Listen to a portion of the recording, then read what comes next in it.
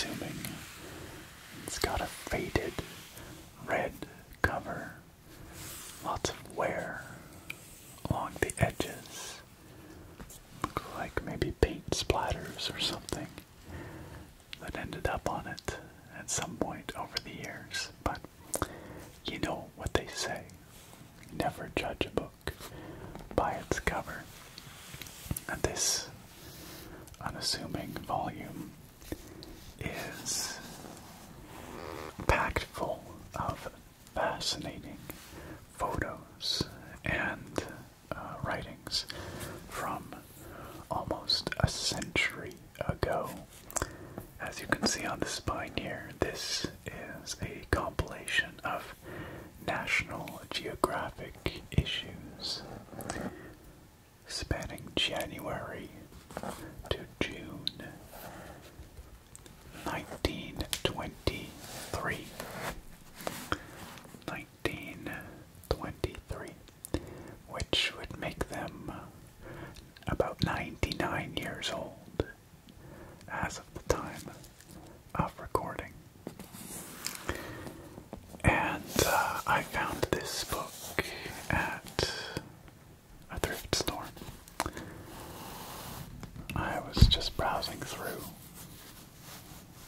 the old books there, which I do on occasion, and this one caught my eye, and I opened it up, and yeah, there's just so much cool stuff in there.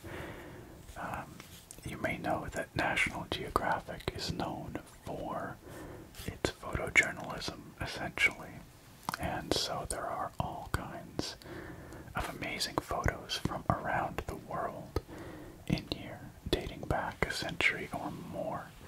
Most of them are black and white, but some of them are in color. I really only took a quick look through, truth be told, and so I don't really know what exactly we might find in here, but just a quick browse through showed me that there was just all kinds of fascinating articles and stories and photographs.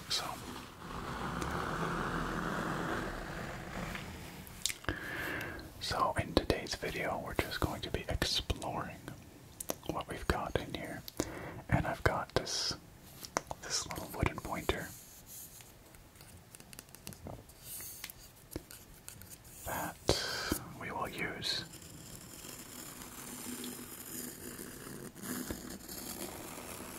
because I like videos like that where people trace and point.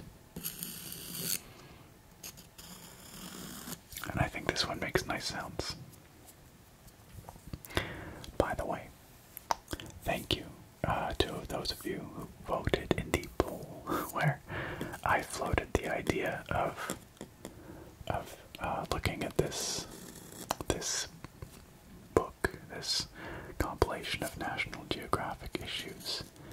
It was either this or a Lego Star Wars video, and it was actually a very close vote, but Nat Geo won out by a small margin. So thank you for voting, everybody, and my apologies to you Lego Star Wars fans. You may yet get to see a video like that on the channel, but for today, this is what we're going to do. So, let's get into this. This is going to be just a very improvised exploration of this book, I suppose you could say.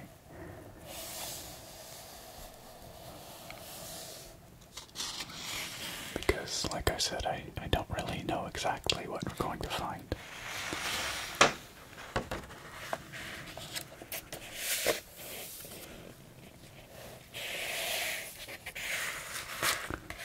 This is really nicely textured page here.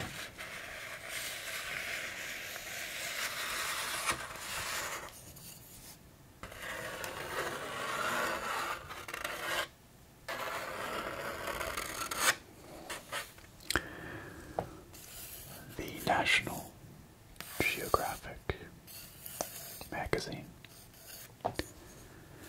Index, January to June 1923.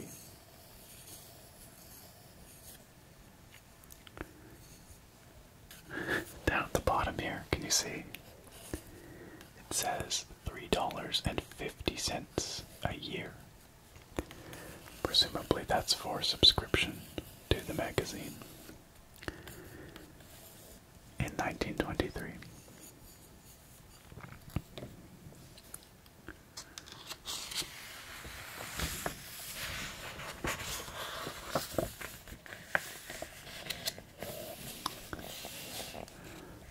I also don't expect us to get through this whole thing because, well, it's hundreds of pages. I believe about 700 pages. And we're going to take our time with it, naturally, so it could be a very long time. You know, if we wanted to go through all of it, it could be many videos. So if you do enjoy this video and would like to see more of this once we're done here, please do let me know down in the comments. You know, one thing I just noticed here, which is fascinating. This is listing the members of the National Geographic Society at the time. Not all the members, but the Board of Trustees in particular. And who should we have here but Alexander Graham Bell, perhaps best known as the inventor of the telephone. He passed away on August 2nd, 1922, so the year before this was published, but I guess they still listed him on the Board of Trustees for one reason or another. Organized for the increase and diffusion of geographic knowledge. We've got a whole mission statement down here, it seems.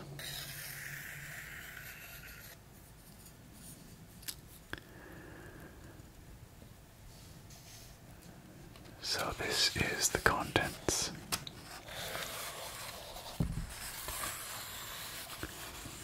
And it appears to be alphabetically organized, which is an interesting way of doing it. Normally, a table of contents is organized numerically, you know, by page.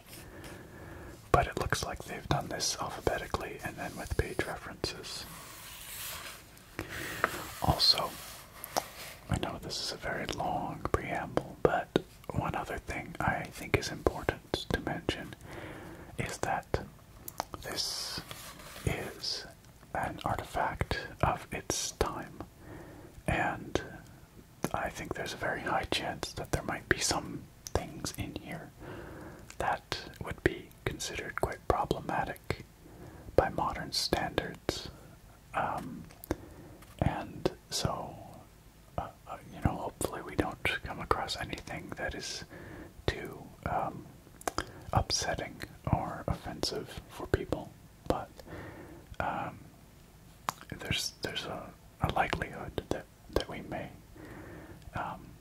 and so we'll just see what we find, I suppose. But this is nearly a century old, and you know, I like to think we've made quite a great deal of social progress since then. So,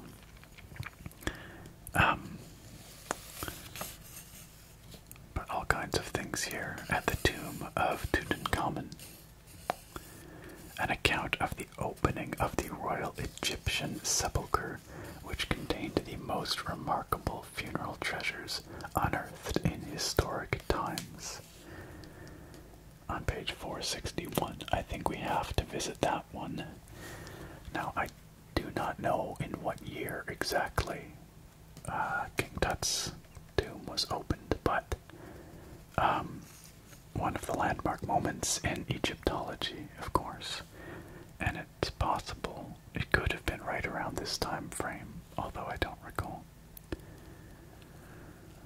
Daily life in Calabria, encircling Navajo Mountain with a pack train. Great Wall of China near Nankow Pass. I understand also it might be difficult for you to see the text. It is fairly small. For very important things, I will try and lift the book up so that you can see a little more closely.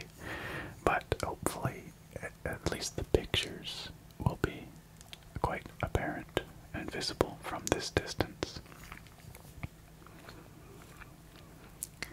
This already feels like an incredible time capsule, doesn't it?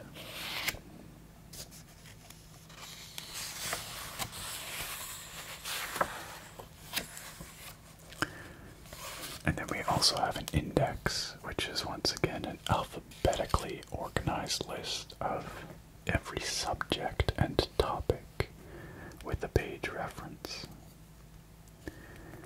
Can you imagine how painstaking it would have been to organize something like this before computers?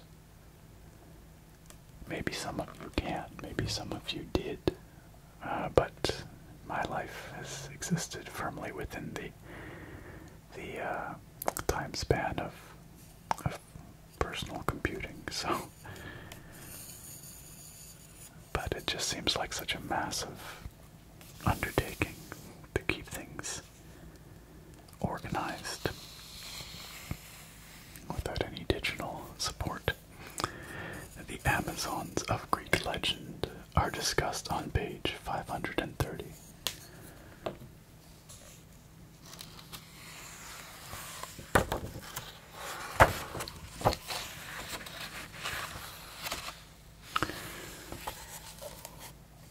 Wow, this is a massive index. Look at all the subjects. Again, just imagine having to be the one to catalog and organize all this. We're only at K right now.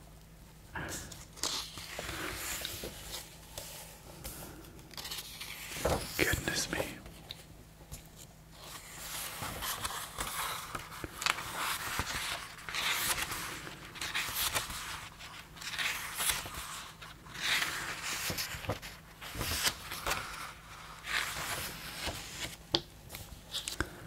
Okay, so we have finally made it through the index. The first thing listed here, the first story, is the island of Sardinia and its people. Sardinia, of course, is in the Mediterranean Sea. I've never been there, but I would love to visit. But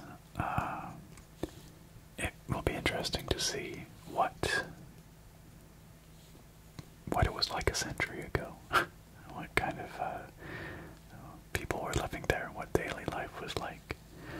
Traces of many civilizations to be found in the speech, customs, and costumes of this picturesque land.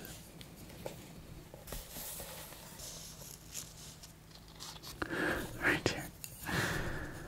Irrigation and automobiles make their advent in Sardinia, so the very first cars were arriving on the island of Sardinia around this time.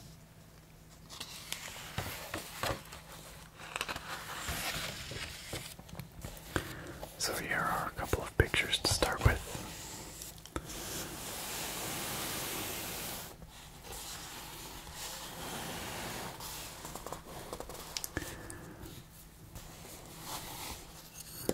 At the top here we have a panorama of Cagliari from the sea, the largest port city on Sardinia.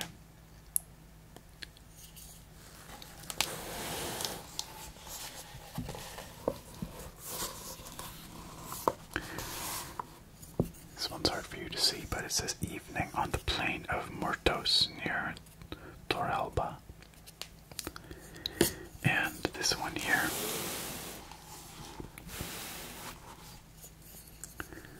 Italy's most important salt works on the flats south of Cagliari.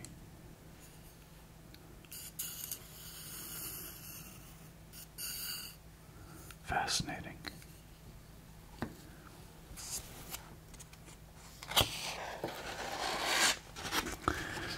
So,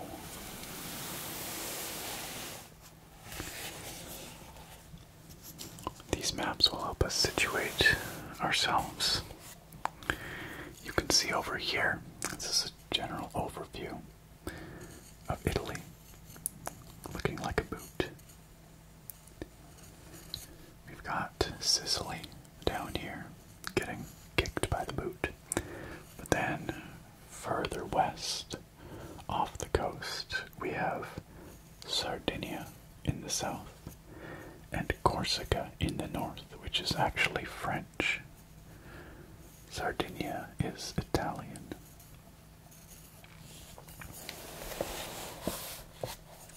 This is the island of Sardinia.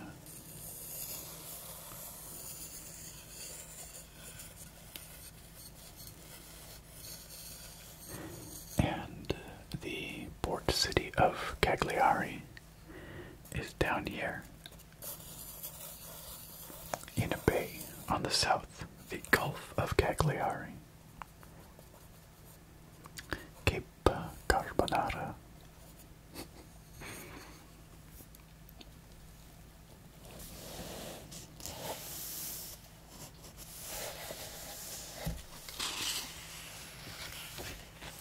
It says here, Sardinia turns its back upon Italy. What does that mean? Along the eastern coast of Sardinia. So along here runs a mountain chain which presents a brisk escarpment towards the mainland and makes the island difficult to access on this side. So, figuratively, turns its back. Well, it has to be figurative. The island does not have a back, but you know what I mean.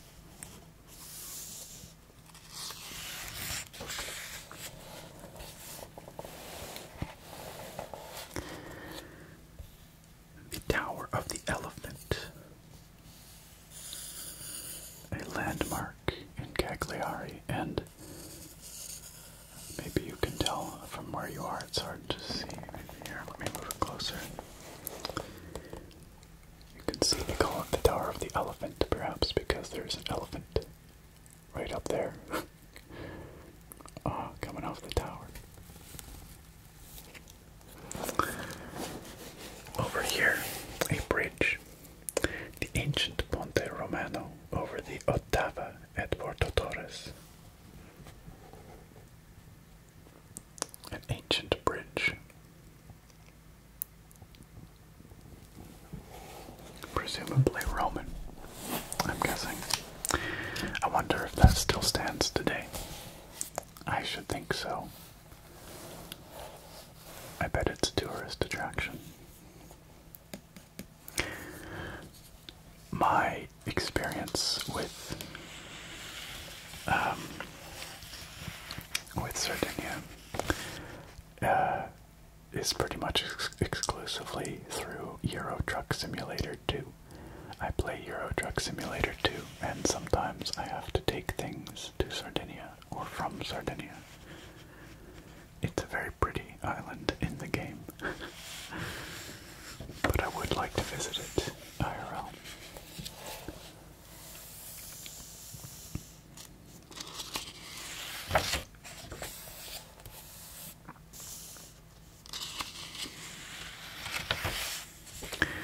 There's a lot of text in here.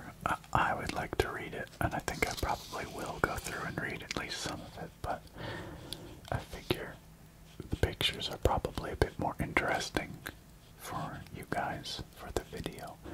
But if you would like me to read more of the text in subsequent videos, again, please let me know.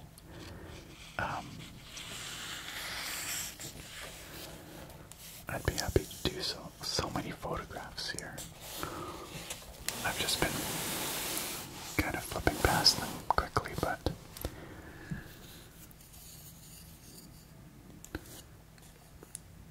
this looks like all kind of traditional apparel. Look at all the hats. Kind of floppy hats. A Sunday morning gathering of peasants, it says. In Olina. The men enjoy card games during the afternoon, and all join in the dance held in the principal piazza after dark.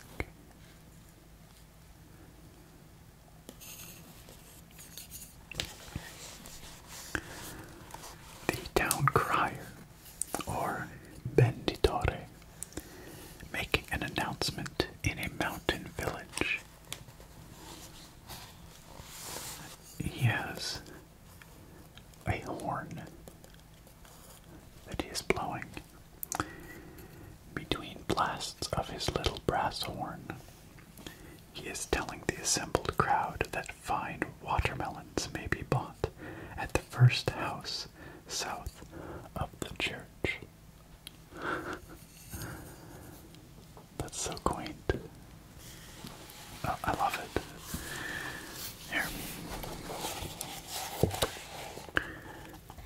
You can see his horn there.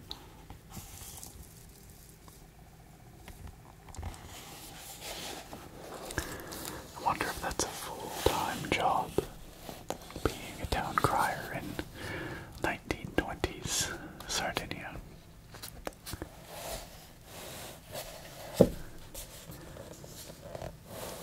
Probably not.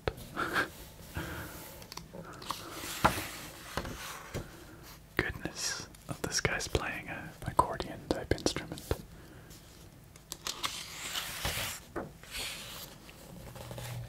Oh, we've got a kitty cat.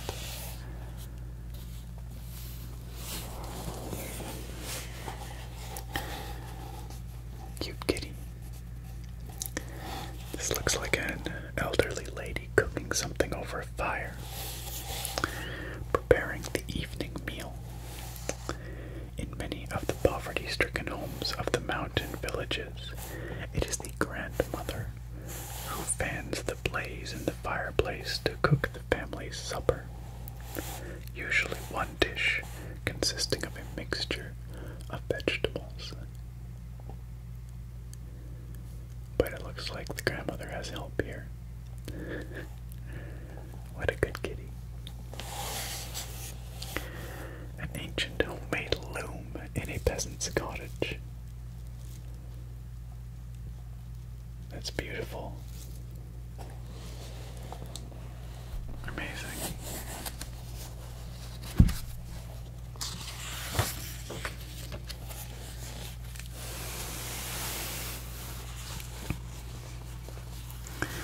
A homemade flour mill in a Sardinian kitchen. They have a donkey hanging out in the kitchen. He's got blinders on.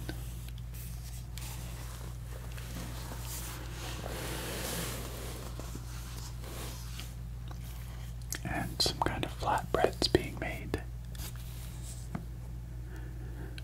Preparing bread for the oven. It says here. The dough for the large, thin, circular pieces of bread known as carta di musica is brought to the rolling board in large balls in a basket. You can see those in the background, it looks like. On account of the swarms of flies found everywhere, the loaves are wrapped in a long piece of cloth, then carried in a tray on the head to the nearest oven for baking. Fascinating. They've got a beautiful bed in behind there, don't they? Look at that headboard.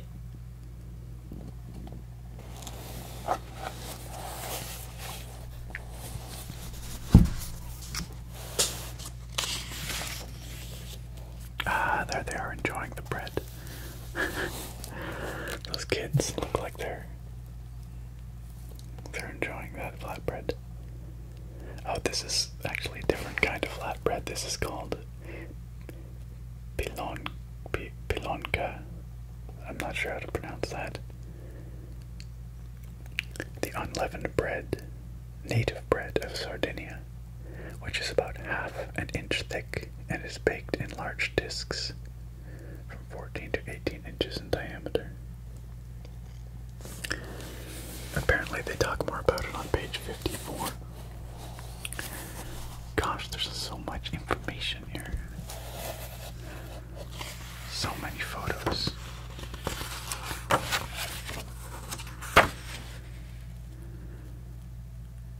Gathering fruit from a cactus. Oops. Stone houses. A fisherman's cottage with a hen.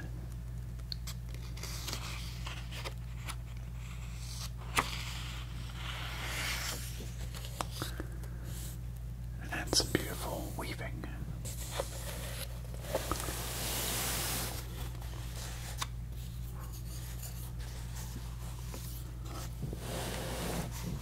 It says here the entire town of Sonori near Sassari makes baskets for home use and for the market.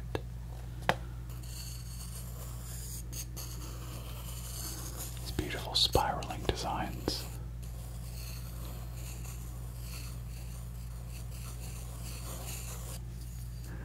Incredible. Incredible just how different life was a mere century ago. It sounds like a long time, but you know, it's not really that long in the grand scheme of things. There may, in fact, still be people alive in Sardinia who were in this story. Perhaps some of these kids. One never knows. That would be fascinating.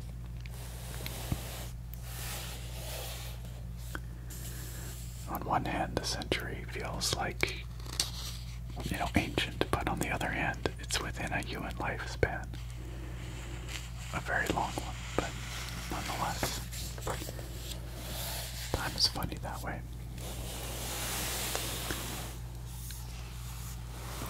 So here is our first color photograph in the book. 3 women making flour, it says. Making flour. Here, I'll bring this up closer so you can see it better. It might look like a painting from a distance, but I think that's just printing technique. When you bring it up close, you can see. It's a photograph.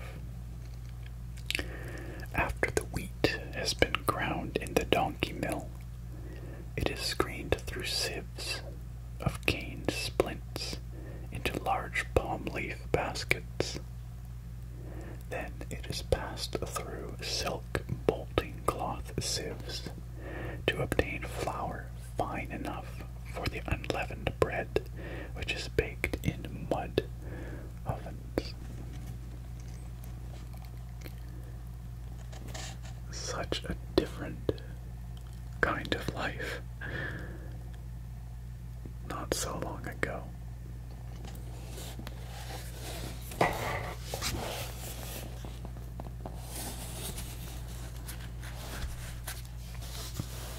Of course, that being said, there are probably people alive right now who live lives very similar to this. They're just in more rural areas or less wealthy parts of the world.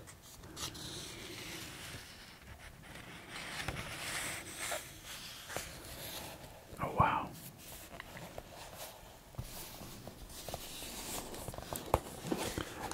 A young girl here selling vegetables, it looks like. It says here, a young merchant of Iglesias. This little girl wears the everyday costume of her mining district. She has come to the vegetable market with her mother and grandmother and is selecting some of the shiny purple melanzane to offer her customers. They look like eggplants to me. Eggplants.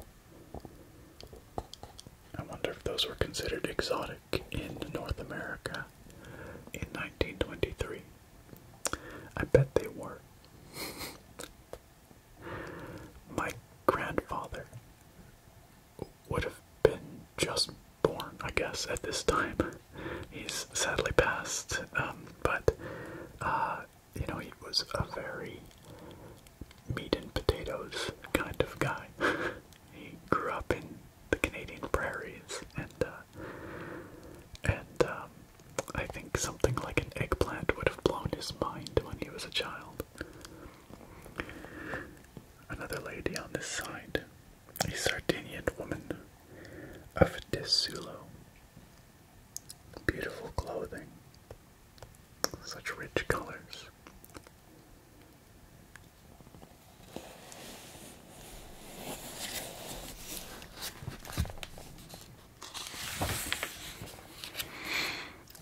It just keeps going. Gosh, is this a photo as well?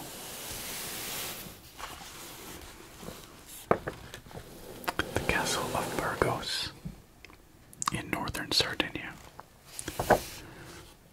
It almost looks like a painting, but it says underneath each one, it says photograph by. It credits the photographer, so it's fascinating how these old photographs look so painterly.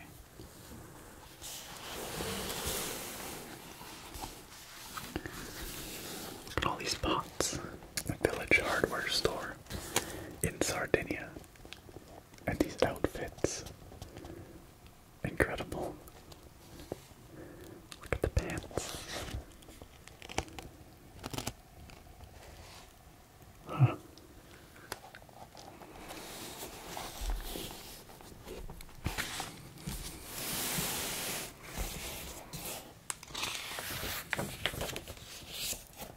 Just keeps going.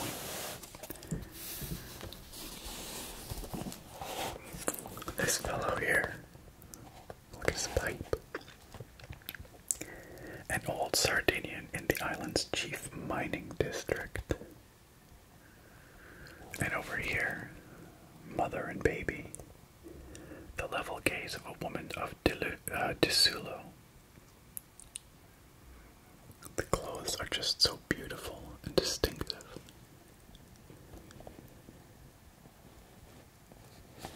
Amazing.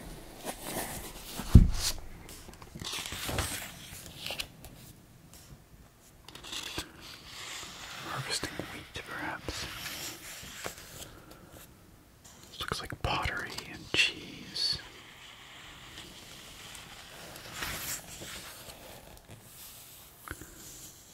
Hedgehogs, oh my goodness.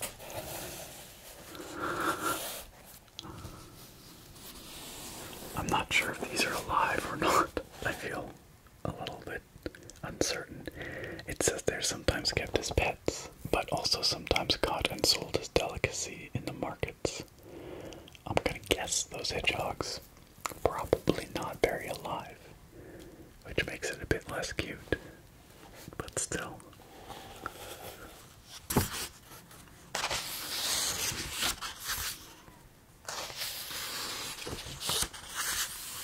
Footwear. An ox cart.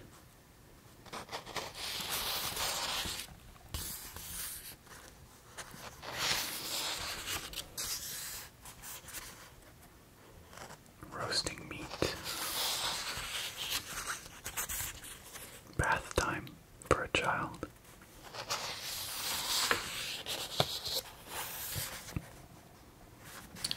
This little girl has a doll.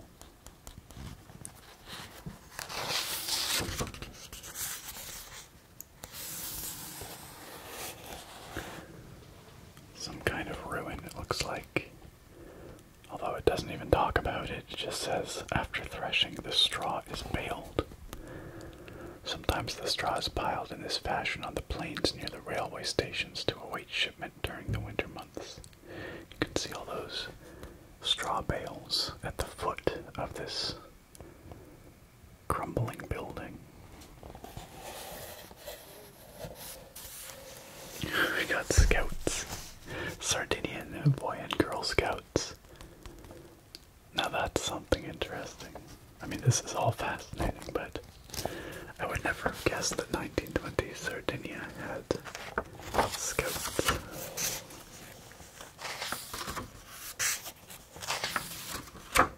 Oh, look at that, that's beautiful. I wish that one was in color. A gorgeous dress, headpiece.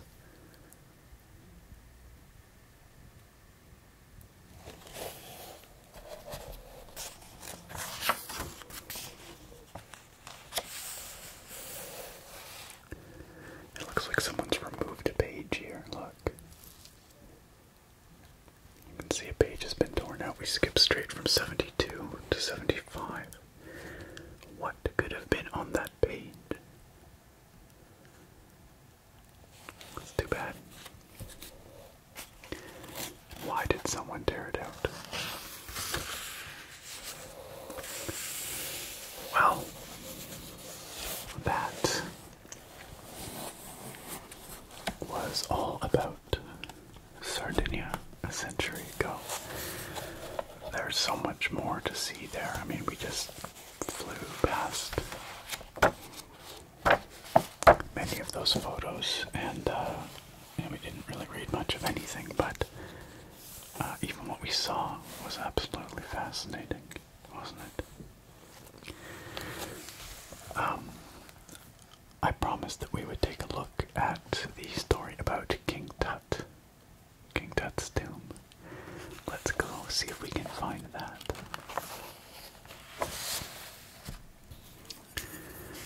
At the tomb of Tutankhamun, page 461. Let's go.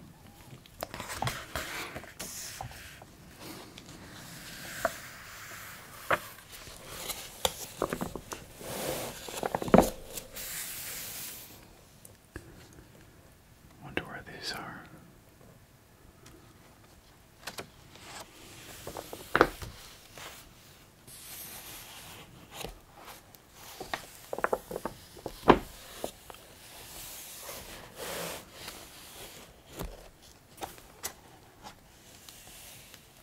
That's Washington, D.C.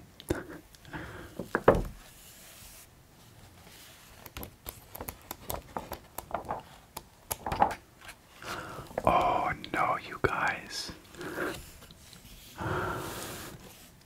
It's missing. Someone took out the section on King Tut. The entire section looks like it's been removed from page 460 to page 509. It's all been torn out.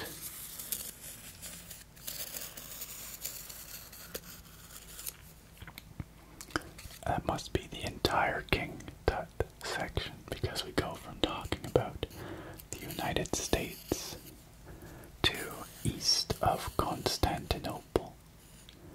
Glimpses of village life in Anatolia. That's really too bad. I'm very sorry to have got your hopes up like that, only to dash them here. And now I feel like I need to go find those missing pages somehow, somewhere. Maybe I can find a copy of that issue of National Geographic, or more likely, perhaps I can find a scan. Maybe it's on archive.org or something. But you can see, it's all been torn out. At some point over the last century, some fan of Egyptology decided that they needed to remove that from this book. That is highly unfortunate. But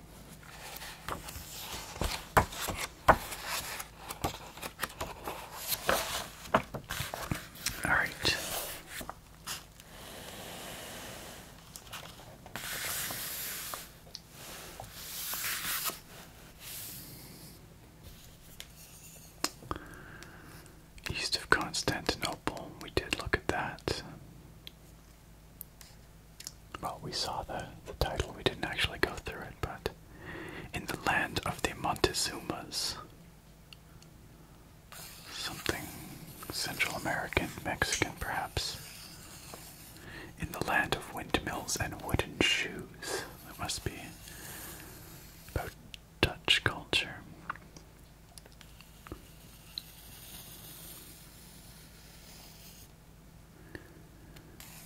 Well, why don't we do something in the Americas here, in the land of the Montezumas? Page 265.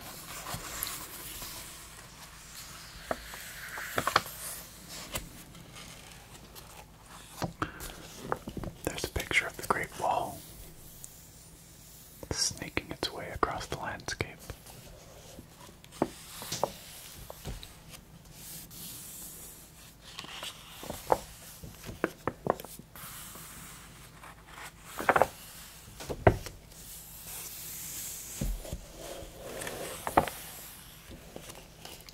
Okay, so these are the colored plates in this section, but I believe this section actually begins somewhere here along the old Spanish road in Mexico. That sounds fascinating.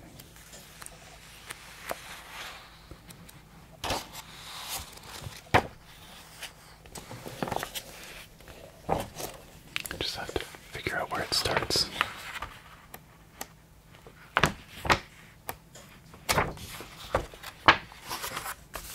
There we go. This was the March 1923 issue. Actually, let's go. I'm just curious. I'm going back to where those pages are missing.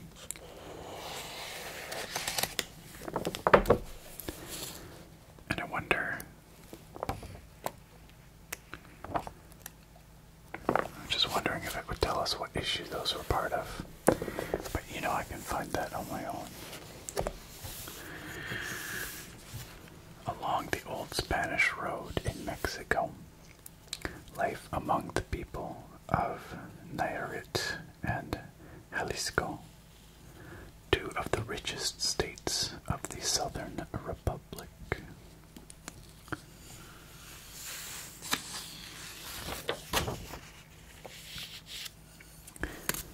Got some burros carrying some water jars here.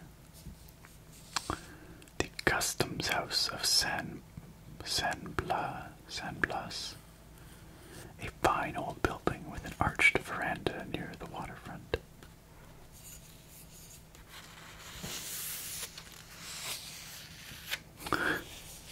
Some of these little section headers. This one here says, "Pigs and children sleep together in the dust."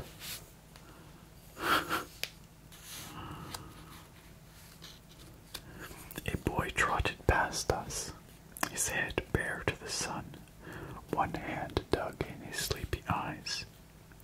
His apparel might safely be described as quaint.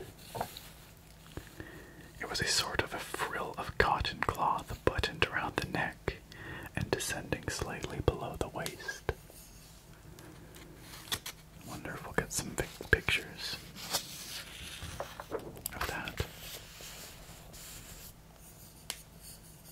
Beautiful old arch here.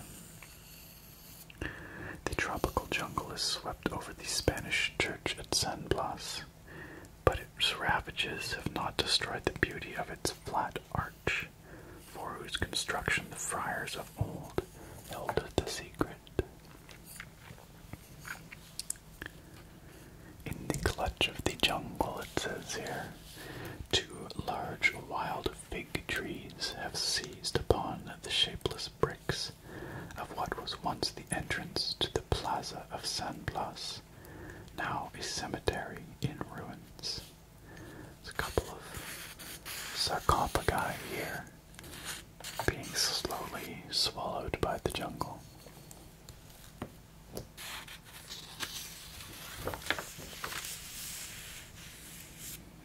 Here's a map showing us what portion of Mexico we're looking at here.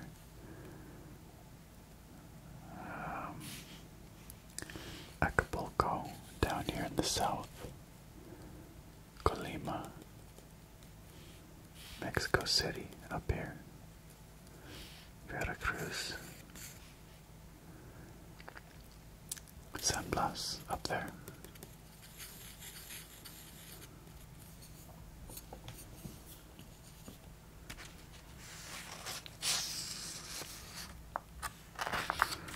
Here's the American consulate at Acapulco. I've never been to Acapulco, but I'm willing to bet it does not look like this anymore.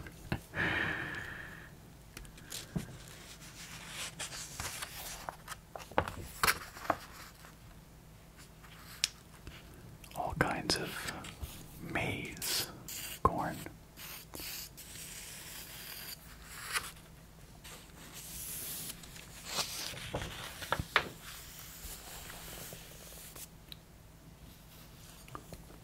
Young woman, girl, I guess, going for a swim. And a fellow with a pretty awesome hat. I guess a sombrero. Not sure.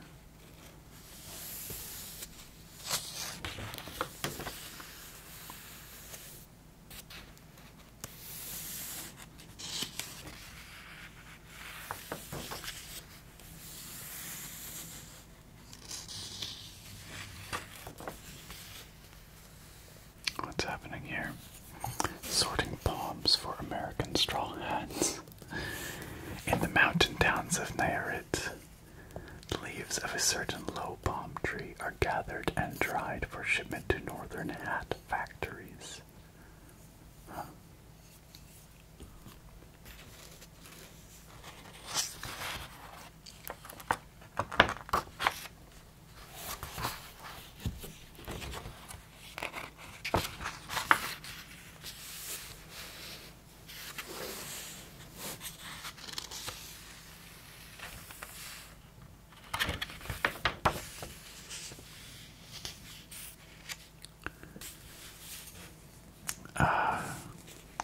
Is this agave? Perhaps. Oh, no, I'm not sure. Gathering the juice for Mexico's national beverage. The boy sucks the maguey sap into the bowl of a gourd, scaling the hole at the top of the gourd with his finger, or sealing the hole. He carries the agua miel, honey water, to be emptied into a goatskin bag, which is taken to the fermenting shed, where it is converted into pulque. Huh. Never heard of that before. So it looks like we're into more pictures now.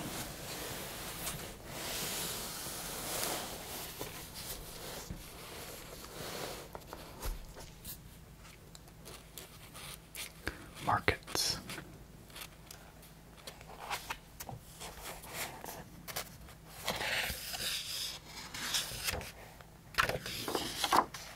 Oh, they fooled me. I thought we were going into landscape mode here, but no.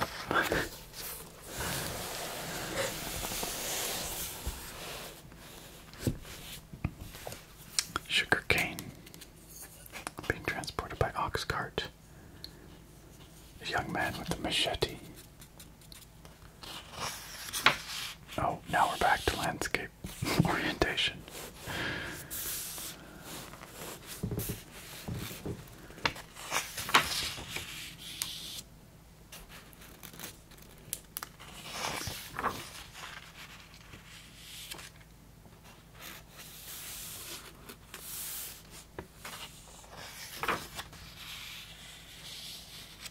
Some beautiful dresses.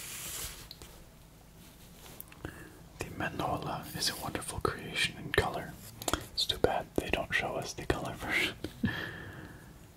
These shawls are still worn by the señoritas and are very costly because of the elaborate design and workmanship. I mean, I can tell just from looking here, even without the color. Look at these fans. These are two impeccably dressed young individuals. That woman is beautiful. beautifully dressed, and that man, he has got swagger. Look at that swagger.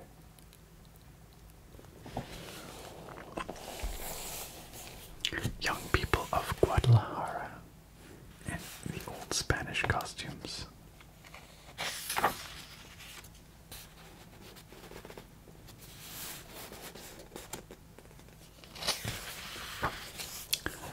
This is Guanajuato.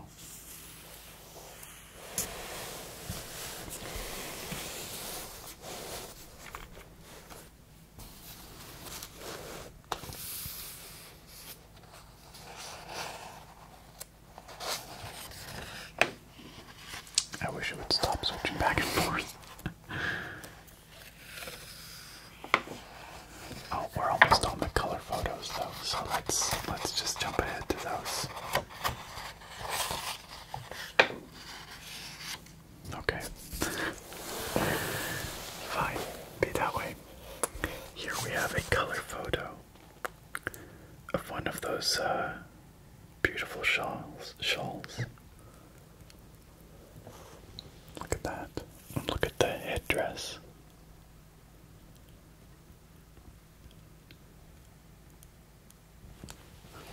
Remarkable.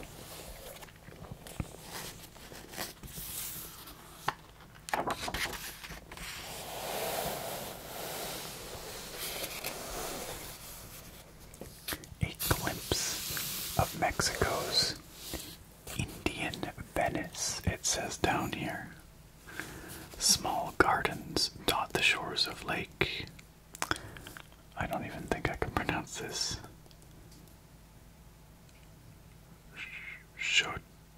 Xochimilco. That's probably completely wrong. And graceful Indian maidens pull their slender dugouts and square-bowed flatboats along the Viga Canal, bearing fruits, vegetables, poppies, and great white lilies to the market in Mexico City. Fascinating. Obviously, a bit romanticized, just based on the language and the description, but very interesting nonetheless. This is some kind of carving on a rock. It says here, on the Lizard Rock, near the falls of St. Anthony at Cuernavaca. Probably pronouncing that wrong too. The explorer in Mexico and Central America finds many queer animals and birds carved in the rocks by pre-Columbian peoples.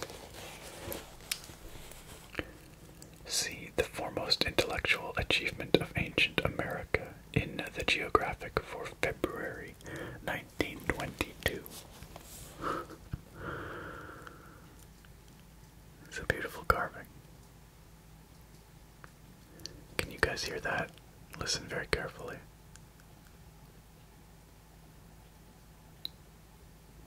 I think it's raining pretty hard outside. I think I can hear rain at the window.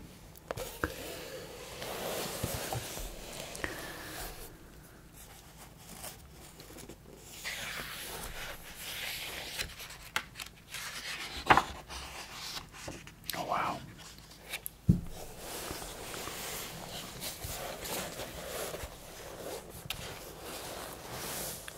Look at those beautiful outfits.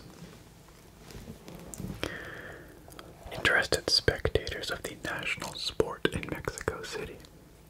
A special box within the arena is provided for young ladies of the best families.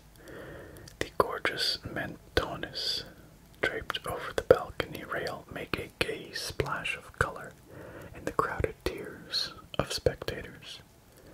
Fortunate is the toreador whose brilliant performance warrants a summons to this box, to be rewarded by the smiles of its occupants and a medal pinned on his handsomely ornamented jacket. So they're probably watching bullfights, I think.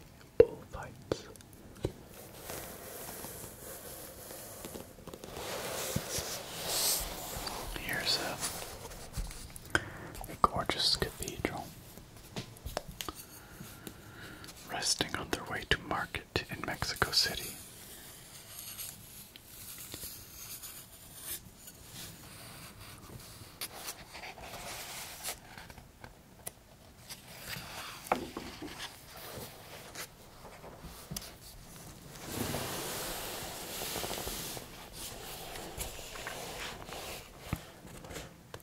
This fellow looks pretty happy. It says here, taking his homemade baskets to market in Ishtlan. That might be mispronouncing that too, but this jovial-looking Indian walks many weary miles over the old Spanish road to find purchaser, wow, that's not that hard a word, purchasers for his family's handiwork. I can definitely hear the rain out there. Yeah, it's coming down pretty hard. Yeah, this fella does look pretty happy. I guess, indigenous Mexicans were also called Indians at that time. I don't know what the preferred terminology is these days. In Canada, we usually use Aboriginal or Indigenous. But, I guess they were all just Indians at this time, a century ago perhaps. So it seems.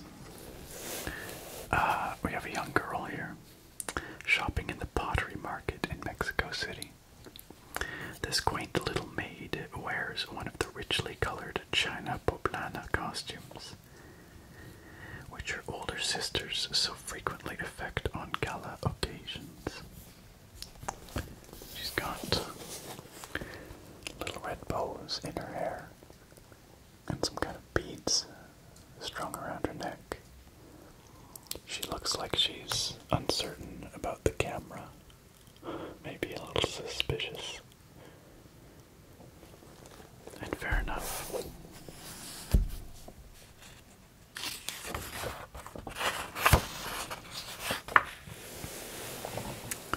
Some very fancy looking men on horseback and raincoats, apparently. Interesting.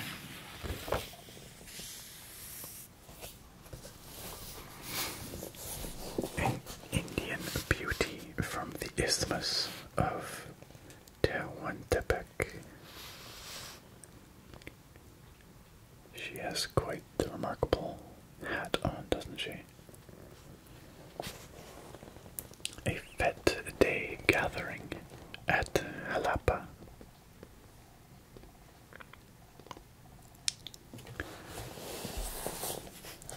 Everybody had super fancy clothes back then, it seems.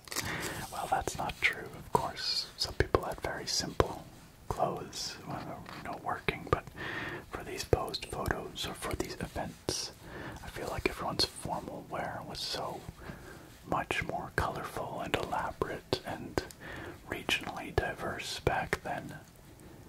But maybe that's just, I don't know, maybe that's just my perspective. Maybe someone from then looking at our formal wear now would feel the same. I doubt it.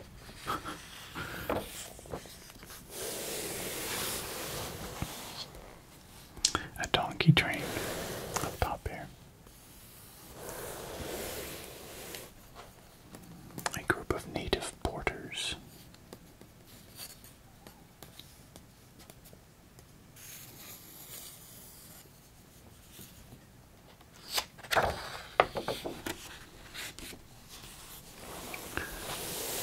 And our last color photo for this section. A young lad and his donkey, homeward bound from the mountain charcoal pits.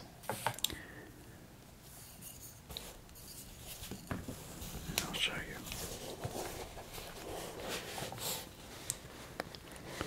Oh, maybe it's not a young lad, I'm not sure. It says here the Mexican housewife must keep her brazier ablaze. Oh, I guess they're talking about the charcoal. So Juan's donkey makes several trips every day to the charcoal pits for the dusty fuel.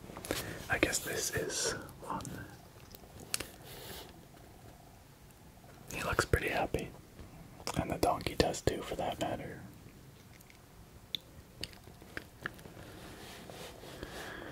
Well, my friends, I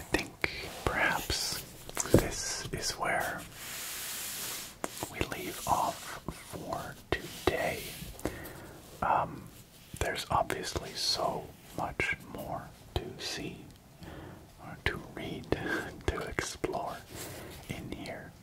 And this is just 6 months worth of National Geographic from 1923. Unfortunately, this was the only volume I could find at the thrift store, but whenever I go back, I will keep an eye out for others like this, because this is so fascinating to me. It's like this authentic time capsule showing life as it was around the world a century or more ago. And yes, perhaps it is somewhat romanticized for presentation in a magazine with a large mass market audience, even at the time, but it's still, I think, a very candid look at a lot of these things that, now it's really coming down out there, listen. It's really raining. A lot of these things that I just don't know anything about. I just don't know anything about.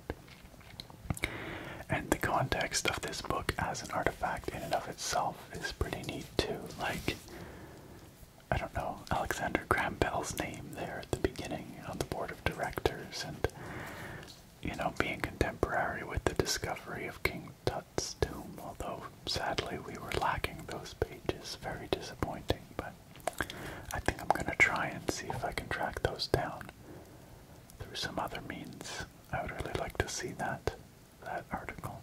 But anyhow, I do hope that you found this as interesting as I did, and hopefully also very relaxing. I know this was a little bit different than my usual videos these days, but part of what I love so much about this channel, and doing it all these years, is that I have the freedom to do what interests me and what I think is cool, and I hope that you guys agree. I hope you enjoyed this, and I hope you found it soothing and relaxing. And if you would like to see more like this, please do let me know down in the comments. We've got tons more to explore in this volume alone, and I would be happy to look through more of this